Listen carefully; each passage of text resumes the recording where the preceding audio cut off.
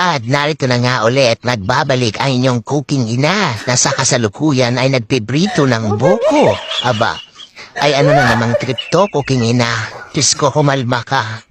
Eto na, pagkatapos mo ituhin, hanginango. O, ayan, nilagay sa isang, ayan, ginawa yatang candle. Ano to, ibublo?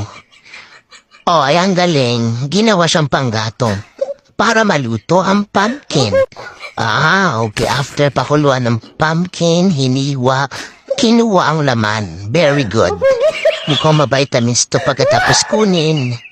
Ayan, durugin at ilagyan ng baking powder.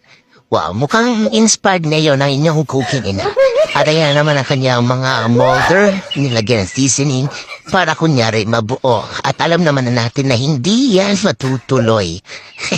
Puro mga pakululan yan ang cooking ina. O ayan na nga. Diba? Nasaan dyan? Saan part tayo nakabuo? Ayan. At pati ang tapon ng thermos ginamit niya para maging isang pampalasa. At meron ding pandan. O ayan. Ito ginawa yatang bilo-bilo. Ang taba ng utak ng inyong cooking ina. Anyway, ganyan siguro pag sa ibang bansa nag-aaral. Anong school mo? O ayan. Ginawa ng milk tea. Hindi mo akalain na gano'n ang mangyayari.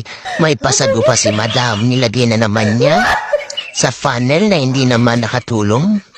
After siguro lumambot ang sago, ayan, nilagyan ulit ang pandan. At ano to, may pasabog si madam? Tara, sapaw. Sapal ng nyog kanina. O ayan, siguro kukunin ito. Oo, gagawin siyang gata. Ayan, sige, hala madam. At andito nakuha na po ang ating Coco Mama. Ang gata, ito ang kakanggata at nilagan. Ayan, sinala. Oh, wow. Marunong pala siya magsala, no? In fairness, medyo gumagaling na ang inyong cooking ina. And after salain, nanginayang siya sa mga natira, so nilagyan niya sa panyo at nilagyan ulit ng pandan. Napakamura ng pandan siguro sa kanila. After niyan, ready to serve na. Diba? Iba na rin ang level niyo ng inyong cooking ina.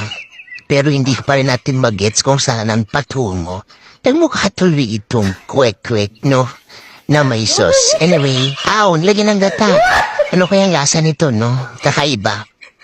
Kakaiba din siguro mga kakain nito. Perfect ito yata sa Halloween. So kaya ganito ang tema ng inyong cooking ina. So, ano pa bang iniintay nyo kundi like and share? Thank you so much for watching.